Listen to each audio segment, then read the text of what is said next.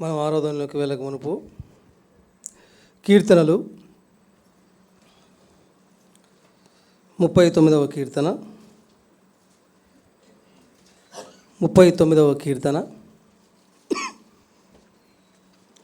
11వ వచనం అందరు కలిసి మన భాగాలని మనం చదువుదాం.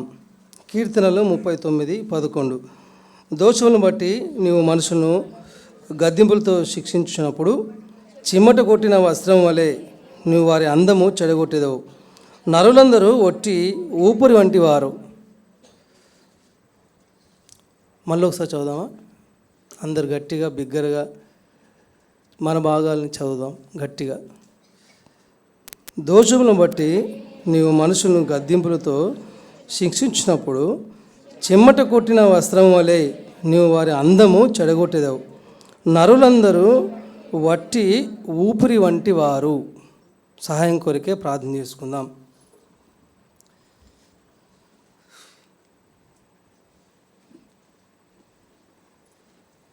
ప్రేమ నమ్మకం గల మా ప్రియ పరలోకపు తండ్రి, నిన్న నేడు నిరంతరం కూడా మీరు ఏకరీతిగా ఉన్న దేవుడు తండ్రి, అందరం బట్టి ఉదయకాల వందనాలు స్తుతులు నీకు చెల్లిస్తూ వస్తున్నాం. దేవా, ఆరాధనకి వెళ్తుండగా మమ్మల్ని జ్ఞాపకం చేసుకోమని వేడుకుంటూ వస్తున్నాం. దేవా, ఇంతవరకు పాటల ద్వారా మిమ్మల్ని మీరు గనపరుచుకున్నారు. అందరం బట్టి వందనాలు స్తుతులు నీకు చెల్లిస్తూ వస్తున్నాం. దేవా, ఆరాధన వర్తమానం ద్వారా మాతో మాట్లాడండి. ఆరాధనలో కూడా మాతో ఉండండి. ఆత్మతో సత్యముతో నేను ఆరాధించే బిడ్డలుగా మమ్మల్ని చేయమని వేడుకుంటూ వస్తున్నాం. దేవా, నిలబడుతూ నేను దుమ్మునని ధూళినని ఎన్నిక లేనటువంటి వాడిని ఒప్పుకుంటున్నాను తండ్రి. తృణమాత్రపు నరును తండ్రి జ్ఞాపకం చేసుకోమని వేడుకుంటూ వస్తున్నాం. దేవా, నీ ప్రియులు నీ బిడ్డలు ఇంకా ఎందరైతే రావాలో వారందరూ కూడా క్షేమంగా త్వరగా రావటకు సహాయం దయచేయమని యేసు నామమున అడిగి వేడుకుంటున్నాం తండ్రి, ఆమెన్. ప్రియ స్నేహితుడా,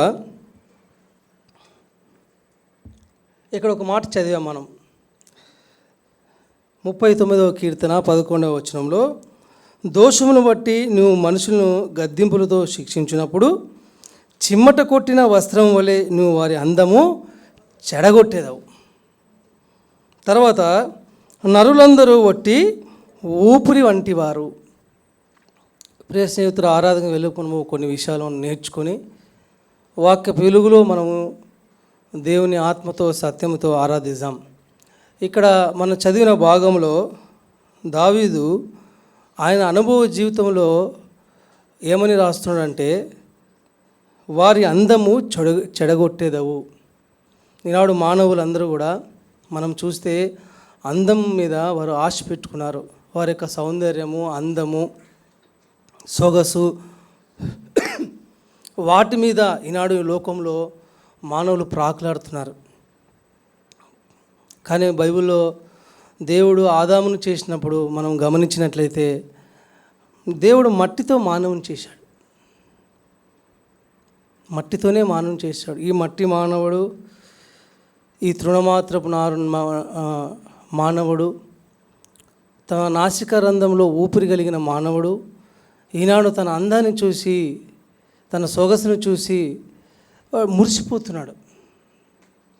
ఈ లోక సంబంధంగా మనం గమనిస్తే అందము అనేది వ్యర్థమైనది. ఇక్కడ రాయబడింది, ఎంత మంచి మాట రాయబడిందంటే, చిమ్మట కొట్టిన వస్త్రం వలె నీవు వారి అందము చెడగొట్టేదవు. ఈనాడు లోకంలో కొంతమంది మనము సినిమా సంబంధించిన హీరోస్ కానీ హీరోయిన్స్ కానీ చూస్తే వారంతా కూడా అందం మీదే వారి లైఫ్ ఉంటుంది. వారు ఏమాత్రం కూడా అందహీనంగా ఉంటే వారి ఫ్యూచర్ ఉండదు. ఇక్కడ చూస్తే బైబిల్ ఏమంటుందంటే, బైబిల్లో ఇక్కడ మనం చూస్తున్నాము, ఈ అందం అనేది అస్థిరమైనది కదండి. బాగా గట్టిగా ఒక 2 గంటలు కరెంటు పోయిందంటే మన అందం ఏదో తెలిసిపోద్ది. గట్టిగా 2 గంటలు కరెంటు పోయిందంటే చెమట వచ్చేసింది, అప్పుడు అసలైన రూపాలు బయటకు వస్తాయి. అటు నా ప్రియ స్నేహితుడా, ఈనాడు మానవుడు ఎటువంటి స్థితిలో ఉన్నాడంటే అందం మీద ఉన్నాడు. తన శరీరాన్ని అలంకరించుకోవాలి, తన శరీరంని బాగా అగుపరుచుకోవాలని మానవుడు ఉన్నాడు. ఒకసారి చదవండి ఆ మాట, కీర్తనలు 39:11 మనం చదవండి. దోషమును బట్టి నువ్వు మనుషులను గద్దింపులతో శిక్షించినప్పుడు చిమ్మట కొట్టిన వస్త్రము వలె నువ్వు వారి అందము చెడగొట్టేదవు.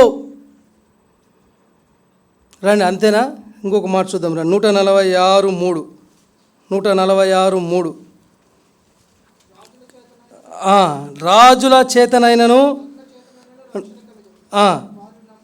వారిని నమ్ముకునకుడి, వారి ప్రాణము వెడలిపోవును, వారి మంటిపాలగుదురు, వారి సంకల్పము నాడే నశించును.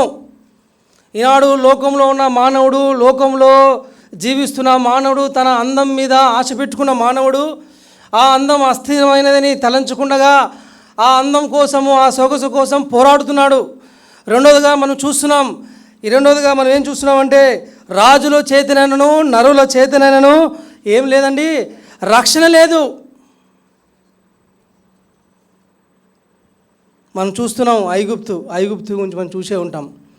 ఐగుప్తు నాశనం అయిపోయింది, బబులోను రాజ్యము కూలిపోయింది, పారసిక మాదియల రాజ్యం నాశనం అయిపోయింది. ఆ తర్వాత గ్రీకు రాజ్యం వచ్చింది, పోయింది. ఆ తర్వాత రోమా రాజ్యం వచ్చింది, పోయింది. కాలక్రమంలో అన్ని రాజ్యాలు పోయినాయి.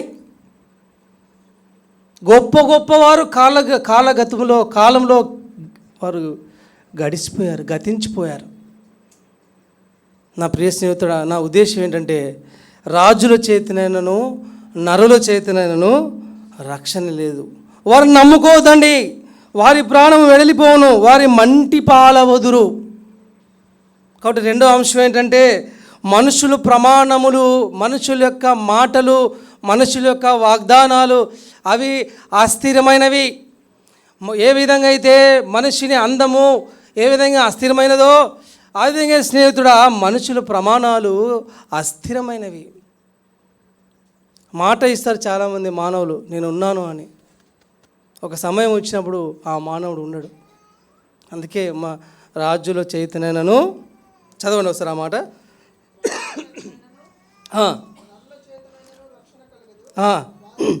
వారిని నమ్ముకొనకండి, వారిని నమ్మొద్దు. కారణం అవి మనుషుల ప్రమాణాలు, మనుషుల వాగ్దానాలు. వారు నెరవేర్చరు, ఎన్నడూ కూడా నెరవేర్చరు. చూడండి, వారి సంకల్పములు నాడే నశించును, వారి ప్రాణము వెడలిపోవును, వారి మంటి పాలగుదురు. ఈనాడు ఎవరిని నమ్ముకుంటున్నాం? మనం మనుషుల్ని నమ్ముకుంటాం. ఈనాడు ఎవరిని నమ్ముకుంటున్నాం? మనం మన బంధువులు నమ్ముకుంటాం, మన స్నేహితులను నమ్ముకుంటున్నాం. ఇక్కడ స్పష్టంగా రాబడింది, వారి ప్రాణము వెడలిపోవును, వారి మంటి పాలవుదురు. వాళ్ళు నమ్ముకోవద్దు, రాజులను నమ్ముకోవద్దు, అధికారులను నమ్ముకోవద్దు, దేవుణ్ణే మనం నమ్ముకోవాలి. కానీ ఈనాడు లోకము ఈ అస్థిరమైన ప్రమాణాలను నమ్ముకుంటుంది, ఈ అస్థిరమైన మనుషుల యొక్క వాగ్దానాలను నమ్ముకుంటుంది. రండి ఇంకొక మాట చూద్దాం. సామెతలు 23:5 సామెతలు 23:5 తీసిన వారు చదవండి.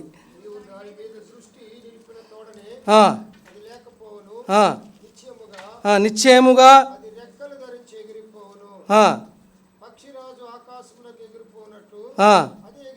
ఏంటిది అది 4వ వచనం చదవండి బ్రదర్. ఐశ్వర్యము పొంద ప్రయాసపడుకుము, అట్టి అభిప్రాయము కలిగినను దాన్ని విడిచిపెట్టు. మూడవది చూస్తున్నాం ఏంటంటే సంపద. ఈనాడు మానవులు చూడండి, గమనించండి, లోకం వైపు ఒకసారి చూడండి. సంపద, వస్తువులు, మెటీరియల్ థింగ్స్, మానవుడు ఆలోచన, మానవుడు తలంపులు, మానవుడు బ్రతుకు దేనికోసము ఈనాడు మానవుడు బ్రతుకుతున్నాడంటే సంపద కోసం, సంపాదించాలి. దేనికోసం? వస్తువు కోసం. నేను అది కొనాలి, ఇది కొనాలి అని ఈనాడు మానవుడు ప్రాకులాడుతున్నాడు. కానీ ఇక్కడ రాయబడింది, ఎంత మంచి మాట రాయబడింది, నీవు దాని మీద దృష్టి నిలిపిన తోడనే. ఏంటండి, ఏం న్యాయం అండి ఇది? మనం దృష్టి పెడితేనే అది వెళ్ళిపోతుందంట.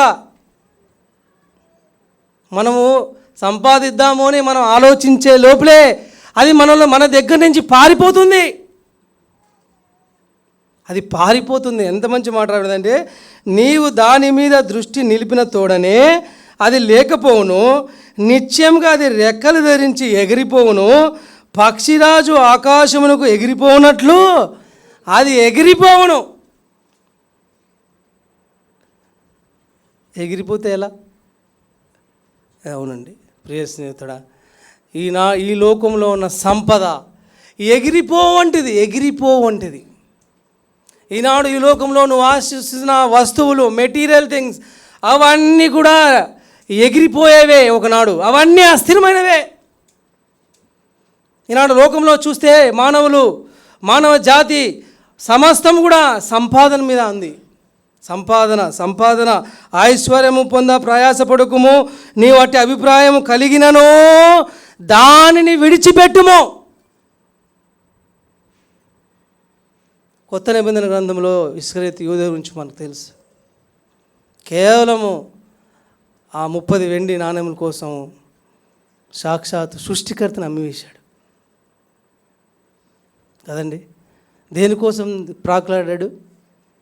ఆ యొక్క డబ్బు కోసమే, ఆ సంపద కోసమే ఆశించాడు. కొత్త నిబంధనకు వస్తే, క్షమించండి, పాత నిబంధనకు వస్తే అటువంటి ఇస్కరియోతు యూదానే ఒకరు కనబడతారు, బిలాము. ఈయన కొత్త నిబంధన ఇస్కరియోతు యూదా అయితే, ఈయన పాత నిబంధన ఇస్కరియోతు యూదా అనొచ్చు. బిలాము గురించి మనం మాట్లాడితే, దేవుడు మాట్లాడినాడు బిలాముతో.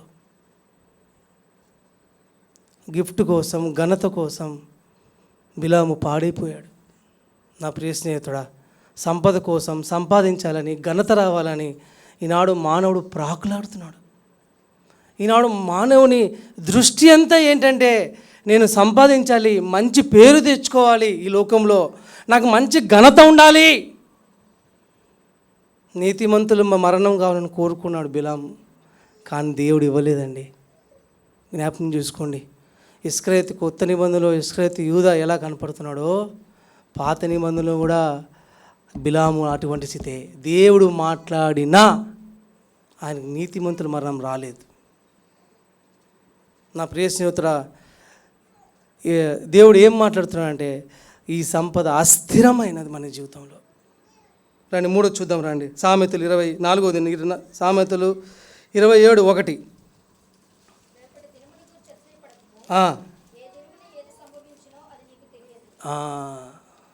4వది ఏంటంటే రేపటి దినం. ఎందుకు ఈనాడు మానవుడు ఒకరిని చంపుతున్నాడు? ఎందుకు మానవుడు ఒకరినొకరిని ద్వేషిస్తున్నాడు? వాడు రేపటి దినం గురించి ఆలోచిస్తున్నాడు. రండి ఆ మాట అందరు చదువుదాం. సామెతలు తీయండి, అందరు తీయండి. సామెతలు 27:1 అందరు చదువుదాం. రేపటి దినం గురించి అతిశయపడకుము, ఏ దినమున ఏది సంభవించునో అది నీకు తెలియదు. అందుకే దావీదు అంటాడు, నేను ఈరోజు వాడిని కాదండి. వినండి, నేను ఈరోజు వాడిని కాదు, నేను నిన్నటి వాడిని. ఎక్కడ వాడి? నేను నిన్నటి వాడిని, ఈరోజు వాడిని కాదు.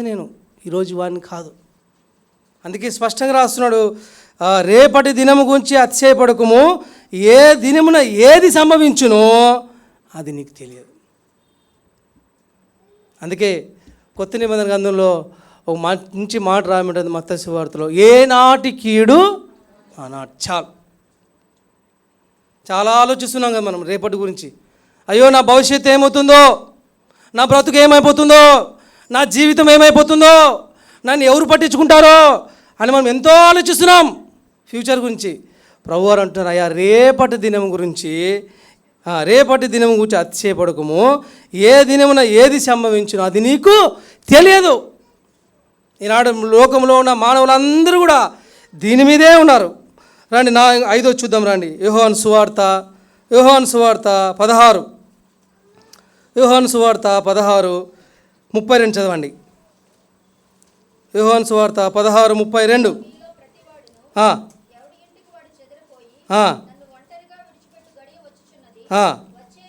వచ్చే ఉన్నది, అయితే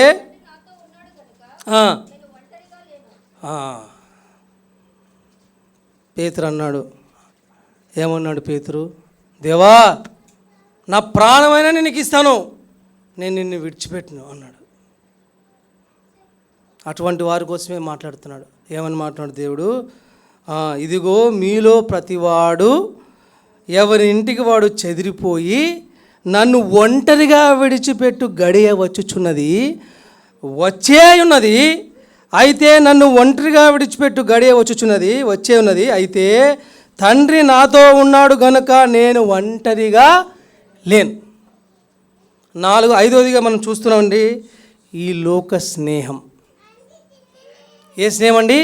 ఈ లోక స్నేహము. ఈ లోకంలో ఉన్న స్నేహితులు, ఈ లోకంలో ఉన్న స్నేహము, అది అంతా కూడా మనతో ఉండినట్టే ఉంటుంది. ఒక సమయం వచ్చినప్పుడు, ఒక సందర్భం వచ్చినప్పుడు మన జీవితంలో అంతే, ఎవరు మనకు కనపడరు, ఎవరు కూడా మనకి దిక్కు దోచదు. మనం ఆలోచించిన ఎవరు కూడా మన పక్కన ఉండరు. అందుకే సాక్షాత్తు ప్రభువారు అంటున్నారు, ఏమంటున్నారంటే, ఇదిగో మీలో ప్రతివాడు ఎవరి ఇంటికి వాడు చెదిరిపోయి నన్ను ఒంటరిగా విడిచిపెట్టు గడియ వచ్చుచున్నది. అయ్యా స్నేహితులారా, స్నేహితులని చెప్పుకుంటున్నారు కదా మీరు. ఒక గడియ వస్తుంది. ఒక గడియ వచ్చినప్పుడు, నాకు కష్ట సందర్భం వచ్చినప్పుడు, నాకు శ్రమ వచ్చినప్పుడు మీలో ఎవడు ఉండడు, మీరు అందరూ కూడా చెదిరిపోతారు. ఈనాడు లోకంలో కూడా అంతే. నీ స్నేహితులు నిన్ను విడిచిపెట్టి పారిపోయేవారు. కాబట్టి ప్రభువు మాత్రం అటువంటి వారు కాదండి. నా ప్రియ స్నేహితుడా, ఈరోజు మనం ఏం మాట్లాడుతున్నాడు ప్రభు అంటే, మొట్టమొదటిగా చూసాం అందము, రెండోదిగా మనం చూసాం మనుషుల ప్రమాణములు, మూడోదిగా చూసాం సంపద, నాలుగోదిగా చూసాం రేపటి దినం, ఐదోదిగా చూసాం స్నేహము. ఇవన్నీ కూడా అస్థిరమైనవే. ఈ అస్థిరమైన వాటి కొరకు మానవుడు ఉదయకాలం నుంచి సాయంత్రం వేళ వరకు, రాత్రి వేళ వరకు ప్రాకులాడుతున్నాడు, పోరాడుతున్నాడు, ప్రయాసపడుతున్నాడు. నా ప్రియ స్నేహితుడు, ఆరాధనకి వెళ్ళి నువ్వు గమనించవలసిన విషయం ఏంటంటే, ఆ స్థిరమైన వాటి కోసం మానవుడు ప్రాకులాడుతున్నాడు. ఇటువంటి మానవుని దేవుడు దర్శించాడండి. ఈ అస్థిరమైన వాటి కోసం ప్రాకులాడుతున్న మానవుని దేవుడే దర్శించాడు. దర్శించి స్థిరమైన వాటిని ఇచ్చాడు. రండి, ఏమి ఇచ్చాడో స్థిరమైన వాటిని చూద్దాం. రండి ఒక మొదటి రాజులు 8వ అధ్యాయం, మొదటి రాజులు 8వ అధ్యాయం 56వ వచనం చదవండి. మొదటి రాజులు 8వ అధ్యాయం 56వ వచనం. ఎట్లనగా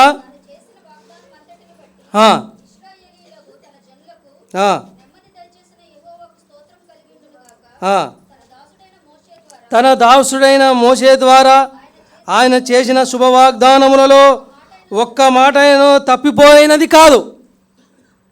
ప్రియ స్నేహితుడా, మనం చూసాం ఒక ఐదారు అస్థిరమైనవి చూసాం. అవి మన జీవితంలో అస్థిరమైనవి. డబ్బు సంపద అస్థిరమైనది, అందం అస్థిరమైనది, రేపటి దినం అస్థిరమైనది. నా ప్రియ స్నేహితుడా, మానవుని ప్రమాణాలు అస్థిరమైనవి, ఈ లోక స్నేహం అస్థిరమైనవి. అయితే స్థిరమైనది ఏంటంటే ఇక్కడ రాయబడింది దేవుని వాగ్దానం. ఎంత మంచి మాట రాయబడిందంటే ఆడ చదవండి సిస్టర్ మరొకసారి 56వ వచనం. ఎట్లనగా తాను చేసిన వాగ్దానం అంతటిని బట్టి నెమ్మది చేసిన యెహోవాకు స్తోత్రము కలిగి ఉండునుగాక. తన దాసుడైన మోషే ద్వారా తన శుభవాగ్దానములలో ఒక్క మాట అయినను తప్పిపోయినది కాదు. దేవుడు ఇశ్రాయేలు ప్రజలను చూశాడు. కఠిన బాధలో ఉన్నారు, ఐగుప్తులో ఉన్నారు. ఒక కొలిమి లాంటి ఐగుప్తులో ఉన్నారు నా ప్రజలు. వాళ్ళు బాధపడుతున్నారు, దాసరికంలో ఉన్నారు. వారిని నేను రక్షించాలి. దేవుడు అబ్రహాముకు చేసిన వాగ్దానాన్ని జ్ఞాపకం చేసుకున్నాడు ప్రియ స్నేహితుడా. దేవుడు ఇసాకుతో చేసిన ప్రమాణాన్ని జ్ఞాపకం చేసుకున్నాడు ప్రియ స్నేహితుడా.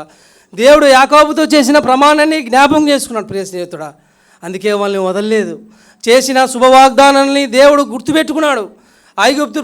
ఐగుప్తులో ఉన్న ఇశ్రాయేల్ ప్రజల్ని వాళ్ళని కాపాడుతూనే ఉన్నాడు. ఆ యొక్క ఐగుప్తు నుంచి వాళ్ళని విడిపించాడు. ఆ ఇనుప కొలిమి లాంటి దేశం నుంచి ఆ ప్రజల్ని విడిపించాడు. చూడండి, ఆ మాట ఉంటుంది 8:51 చదవండి సిస్టర్. ఆ మాట అక్కడే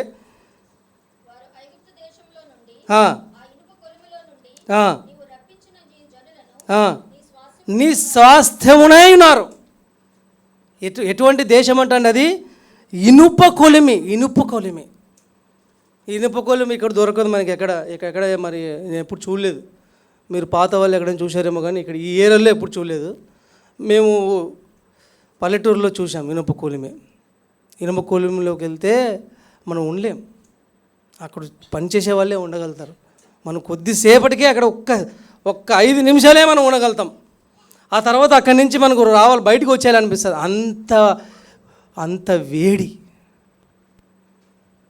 అలాగ నలిగిపోయారు ఇశ్రాయేల్ ప్రజలు.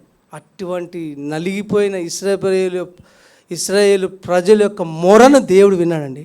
దేవుడు జ్ఞాపకం చేసుకున్నాడు. శుభవాగ్దానాన్ని, అబ్రహాముకు దేవుడు చేసిన వాగ్దానాన్ని దేవుడు జ్ఞాపకం చేసుకున్నాడు. అందుకని ఆయన చేసిన శుభవాగ్దానములలో ఒక్క మాట అయినను తప్పిపోయినది కాదు. దేవుడు మాట ఇచ్చి మాట ఎన్నడూ తప్పువాడు కాదండి. మనమే అనేకసార్లు తప్పిపోతాం. రాజులు, అందుకే ఇందాక చదివాం కదా, మనుషుల ప్రమాణాలు ఏంటివండి? అస్థిరమైనవి. అయితే మనము దేవుడు చేసిన ప్రమాణము స్థిరమైనది. అది ఎన్ని సంవత్సరాలైనా దేవుడు ఆలస్యమే చేస్తాడు, కానీ దేవుడు ఎన్నడూ కూడా మన జీవితంలో అన్యాయం చేయడు కాదు. కాబట్టి మొట్టమొదటి చూసామండి ఏంటండి? స్థిరమైన వాగ్దానం. ఇశ్రాయేల్ ప్రజల్ని ఐగుప్తు యొక్క బానిసత్వం నుంచి బయటికి తీసుకొచ్చాడు. కానాను దేశానికి నడిపించాడు కదండి. అది చూడండి, 55వ వచనం చదవండి సిస్టర్. అన్నమాట 55వ వచనం క్షమించండి సిస్టర్. 53 చదవండి. 53 ప్రభువా యెహోవా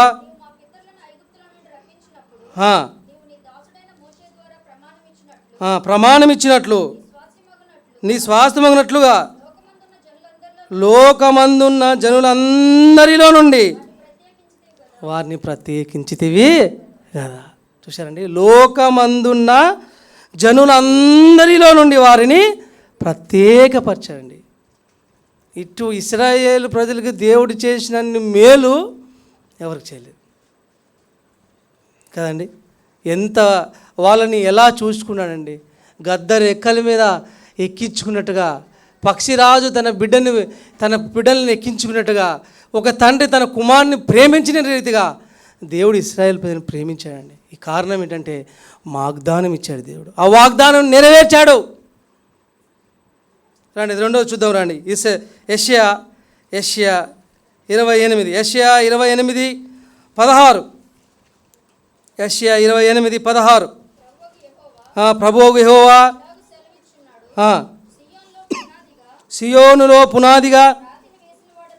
సియోనులో పునాదిగా రాతిని వేసినవాడు నేనే. అది పరిశోధింపబడిన రాయి, అమూల్యమైన తలరాయి, బహు స్థిరమైన పునాది అయిన మూలరాయి అయి ఉన్నది. ప్రియ స్నేహితుడా, దేవుడు రెండోది స్థిరత్వం అనేది ఏమి ఇచ్చాడంటే రాయబడింది స్థిరమైన పునాది. మొట్టమొదటి స్థిరమైన వాగ్దానము దేవుడు తన ప్రజలకు ఇచ్చాడండి. రెండోదిగా ఏమి ఇచ్చాడు తన ప్రజలకంటే? స్థిరమైన పునాది. ఎవరా పునాది చెప్పండి? ఎవరా పునాది? యేసుక్రీస్తు ప్రభువారే. ఇల్లు కట్టువాడు నిషేధించిన ఆ రాయే మూలకు తలరాయింది. అది మంచి మాట ఉంటుంది చూడండి. ఆ మాట మత్తయి సువార్త 21 అంటండి. మత్తయి సువార్త 21:42 చదవండి. ఆ మాట బాగుంటుంది. మత్తయి సువార్త 21:42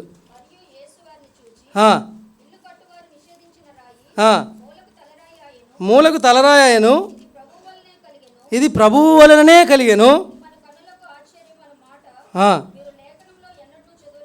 చూశారండి, ప్రభువారిని ఈ లోకంలో వచ్చినప్పుడు అందరు నిషేధించారు. అందరూ కూడా ఆయన్ని పట్టించుకోలేదు. తన సొంత వారే దాన్ని గుర్తించలేకపోయారు. మూలకు తలరాయి అయినాడు ఆ యేసుక్రీస్తు ప్రభువారు. అందుకే ఇక్కడ ఇందాక మనం చదివాము, ఆయన సియోనులో పునాదిగా రాతి వేసినవాడు నేనే, అది పరిశోధింపబడిన రాయి, అమూల్యమైన తలరాయి, బహు స్థిరమైన పునాది అయిన మూలరాయి అయి ఉన్నది. అంతేనా? ఒక మాట చూడండి. మొదటి పేతురు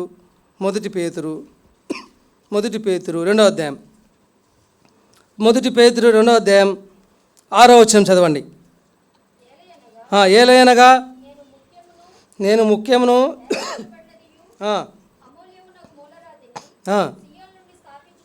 సియోనును స్థాపించుచున్నాను, ఆయన యందు విశ్వాసముంచువాడు ఏమాత్రమును సిగ్గుపడువాడు. ఇక్కడ ఎంత మంచి మాట రాబడిందంటే, ఇదిగో నేను ముఖ్యమును ఏర్పరచబడినది అమూల్యమునగు మూలరాతి. మనం ఇల్లు కట్టేటప్పుడు బాగా గమనించండి. ఇల్లు కట్టేటప్పుడు అనేకమైన రాళ్ళు ఉంటాయి. అన్ని రాళ్ళను చక్కగా పేరుస్తూ ఉంటాం. ఎక్కడో ఒక రాయి మనకి చిన్న రాయి అవసరం అవుతుంది ఆ మధ్యలోకి దూర్చడానికి. అది లేకుంటే మనం ముందుకు కొనసాగలేం. కొన్నిసార్లు ఉన్న మంచి రాయిని కూడా పడగొట్టి, ఉన్న మంచి రాయిని కూడా దానికి తగినట్టుగా కట్ చేసి ఉన్న మంచి రాయినే ఆ మూలలో పెట్టి ప్లాస్టింగ్ చేస్తారు. అలాగనే యేసుక్రీస్తు ప్రభు ఈ లోకంలో వచ్చినప్పుడు ఎవరు కూడా ఆయన గుర్తించలేదు. ఆయన ఎవరో ఏదో పనికిమాల రాయి అనుకున్నారు. కానీ నా ప్రియ స్నేహితుడు ఆ రాయి ఎవరైతే ఇల్లు కట్టువాడు తృణీకరించాడో, ఈ రాయితో నాకేం పని అనుకున్నాడో, అదే లాస్ట్కి ఏమైంది? తలరాయి అయింది. నా ప్రియ స్నేహితుడా, దేవుడు ఏం మాట్లాడుతున్నాడంటే, ఆయనే స్థిరమైన పునాది. ఆ పునాదిలోనే తాను తన ప్రజల్ని కడుతూ వచ్చాడు. ఆయన అందుకే విశ్వాసులు ఆ స్థిరమైన పునాది మీద కట్టుకోవాలి ఆత్మీయ జీవితాన్ని. ఎక్కడ కట్టుకోవాలి? మనము స్థిరమైన పునాది మీద మన ఆత్మీయ జీవితాన్ని కట్టుకుంటే, వర్షం వచ్చినా, ఈదురుగాలులు వచ్చినా, ఏమి వచ్చినా నీ జీవితంలో ఆ పునాది, స్థిరమైన పునాది ఉంది కాబట్టి నీ ఇల్లు కూలిపోదు. నా ప్రియ స్నేహితుడా, రెండోదిగా ఏ రాయి? అది స్థిరమైన పునాది. ఆ పునాది ఎవరంటే యేసుక్రీస్తు ప్రభువారే. రండి మూడో చూద్దాం. రోమా 8:38. రోమా 8:38.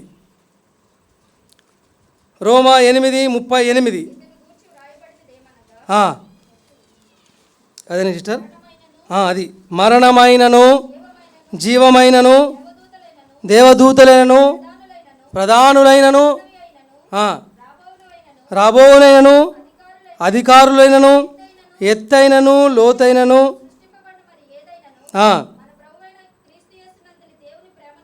మన ప్రభువైన క్రీస్తు యేసునందలి దేవుని ప్రేమ నుండి మనలను ఎడబాపనేరని రుడిగా నమ్ముచున్నాను. ఈ మాట ఎంత ఆదరణ ఇస్తుందండి మనకి, ఎంత సంతోషం అండి ఈ మాట. వీడిపోని ప్రేమ బంధం మంది. మన ప్రియుడు, మనము ప్రియురాలు, మన తండ్రి, మనము కుమారులమే. ఎంత మంచి మాట రాయబడిందండి. ఆడ మరణమైనను జీవమైనను దేవదూతలైనను ప్రధానులైనను ఉన్నవైనను రాబోవునవైనను అధికారులైనను ఎత్తైన లోతైన సృష్టింపబడిన మరి ఏదైనానో మన ప్రభు అయిన యేసుక్రీస్తునందలి దేవుని ప్రేమ నుండి మనలను ఎడబాప నేరవని రుడిగా నమ్ముచున్నాము. క్రీస్తు ప్రేమ నుండి మనలను ఎవరు కూడా ఎడబాపలేరు. అంత విడిపోని బంధం ఉంది. మన తండ్రికి మనకి మధ్య అంత బంధం ఉంది. ఒకప్పుడు లేదు. యేసుక్రీస్తు ప్రభు వారు ఈ లోకానికి వచ్చి మానవులందరి కొరకు తన ప్రాణం పెట్టి రక్తము కార్చి మరణించి కలవరి శిలువలో, ప్రియ స్నేహితుడా, కలవరి శిలువలో మరణించి సమాధి చేయబడి తిరిగి లేచాడండి. అప్పుడు ఏర్పడింది గట్టి బంధం. ఇప్పుడు పాడతాం ఆ మాట. క్రీస్తు ప్రేమ నుండి మనల్ని ఎవరండి విడబాపువాడు?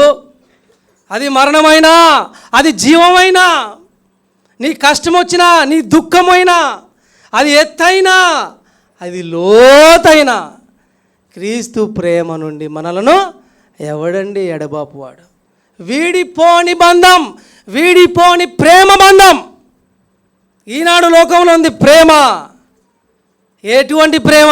సందర్భం వస్తే ఆ ప్రేమ బట్ట బయలైపోతుంది కదండి. ఈనాడు లోకంలో ఉండే ప్రేమ బట్టలైపోతుంది. కానీ క్రీస్తు ప్రేమ అలాంటిది కాదు. క్రీస్తు ప్రేమలో స్వార్థం లేదు. ఏం లేదు? స్వార్థం లేదు. స్థిరమైనది ఇది. 3 విషయాలు చూసాం నా ప్రియ స్నేహితుడా. స్థిరమైన వాగ్దానం, స్థిరమైన పునాది. 3వ చూసినాం వీడిపోని ప్రేమ బంధం, స్థిరమైన ప్రేమ. ఈ ప్రేమ ఎక్కడుంది ఈనాడు లోకంలో? ఎక్కడ లేదు. ఈ ప్రేమ మానవ రూపం దాల్చిందండి. ప్రేమ మానవ రూపం దాల్చింది. ఆయన ప్రేమామయుడు. ప్రేమ మానవ రూపం దాల్చిందండి. ఈనాడు లోకంలో ఎక్కడ ఉంది ఆ ప్రేమ? దొంగ ప్రేమ అది. అది అస్థిరమైన ప్రేమ. తల్లిదండ్రుల ప్రేమ, బంధువుల ప్రేమ, ఈనాడు ప్రేమ అని చెప్పుకుంటున్న ప్రేమ, అవన్నీ కూడా అస్థిరమైనవి. కానీ మన ప్రేమ ఎలాంటిది అంటే వీడిపోని బంధం, ప్రేమ బంధం. అందుకే విశ్వాసులు చూడండి ఈనాడు లోకంలో వారికి కష్టం వచ్చినప్పుడు, వారు చంపుతున్నప్పుడు, లేదు వారి జీవితంలో నష్టం వచ్చినప్పుడు వాడు ఎన్నడూ కూడా దేవుని విడిచిపెట్టిపోరు. నా ప్రియ స్నేహితుడా, 3వదిగా ఏమి ఇచ్చాడండి మనకంటే మనము ఎంత ఎంత అతిశయంగా చెప్పుకోవచ్చు అంటే స్థిరమైన ప్రేమ. 4వది రండి, 4 చూసి ముగించుద్దాం. 2 కొరింథీ 5:1. 2 కొరింథీ 5:1.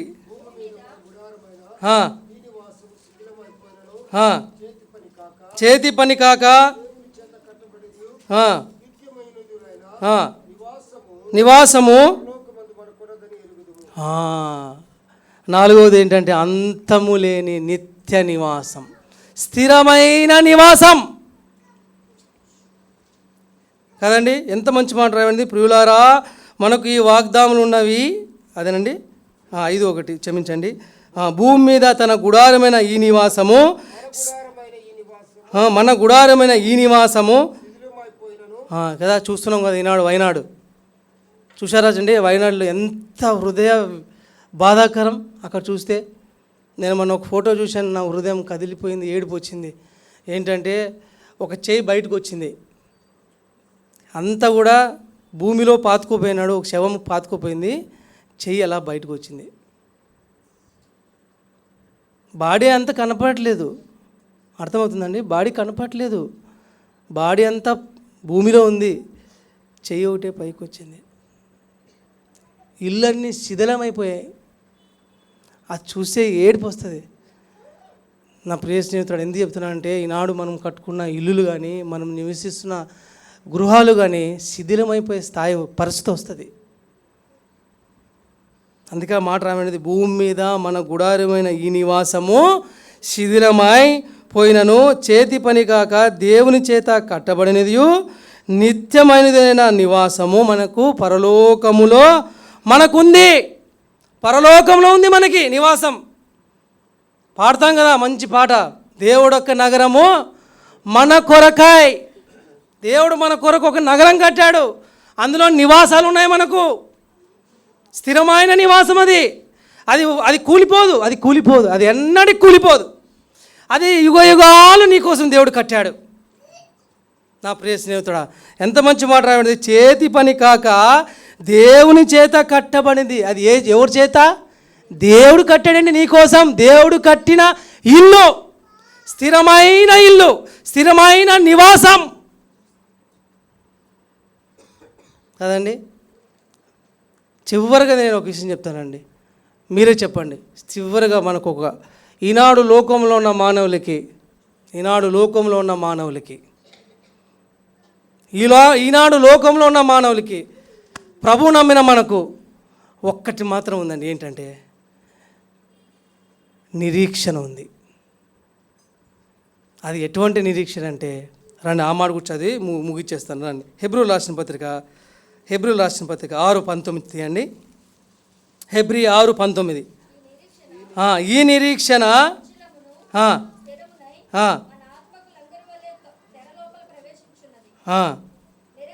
నిరంతరము.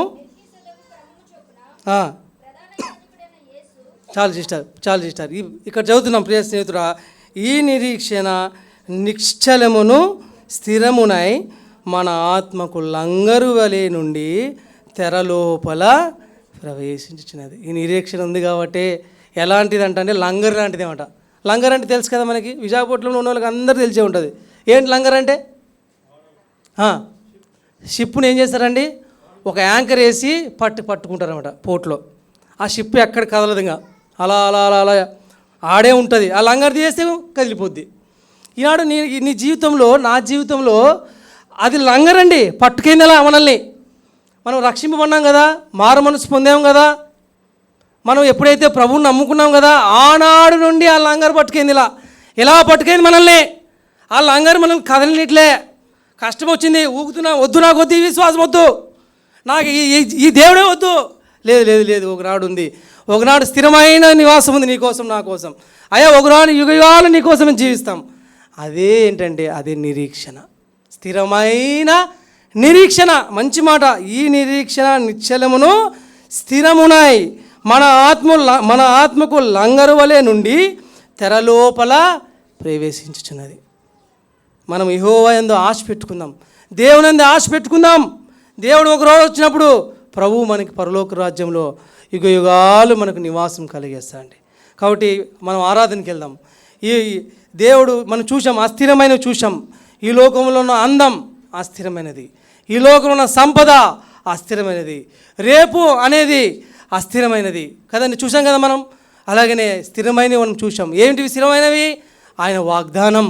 ఏంటి స్థిరమైనది? ఆయన వేసిన పునాది, స్థిరమైన పునాది. ఏంటి స్థిరమైనది? వీడిపోని ప్రేమ బంధం. విశ్వాసులకి దేవునికి మధ్య వీడిపోని ప్రేమ బంధం. అది మరణమైనా, అది జీవమైనా, ఏదైనా ఆ ప్రేమ నిన్ను వదలట్లేదు. నాలుగోది ఏంటండి? స్థిరమైన నివాసం. ఐదోది చూసావు ఏంటంటే స్థిరమైన నిరీక్షణ. ఆ లంగర్ పట్టుకేది మనల్ని. ఎన్ని కష్టాలు వచ్చినా, ఎన్ని ఇబ్బందులు వచ్చినా లంగర్ నిన్ను వదలట్లే ప్రియ స్నేహితుడు. ఆ లంగర్ నేను అలా పట్టుకుంది.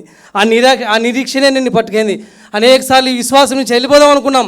అనేకసార్లు వద్దు నాకు ఈ జీవితం, ఈ లోకంలోనే సంతోషిద్దాం, ఈ లోకంలోనే జీవిస్తాం, ఎవరు చూసారా పరలోకాన్ని అనుకున్నాం. లేదు లేదు లేదు, దేవుడు ఆ లంగర్ వల్లే నిన్ను పట్టుకొని నీకు నిరీక్షణ చూపించాడు. ప్రియ స్నేహితుడా ఆరాధిద్దాం. ఈ స్థిరమైన ఆ 5 అంశాలు పట్టుకొని ఆత్మతో సత్యముతో దేవుని ఆరాధిద్దాం. అయా ఒకప్పుడు అస్థిరమైన వాటి కోసం నేను పోరాడానయ్యా, అస్థిరమైన వాటి కొరకు జీవించానయ్యా. అటువంటి నన్ను స్థిరమైన వాటి కోసం జీవించడానికి దేవా నన్ను నీ మందిరాన్ని తీసుకొచ్చావయ్యా. అందరిని బట్టి వేలాది వేలాది వందనాలు స్తుతులని దేవుని ఆరాధిద్దాం.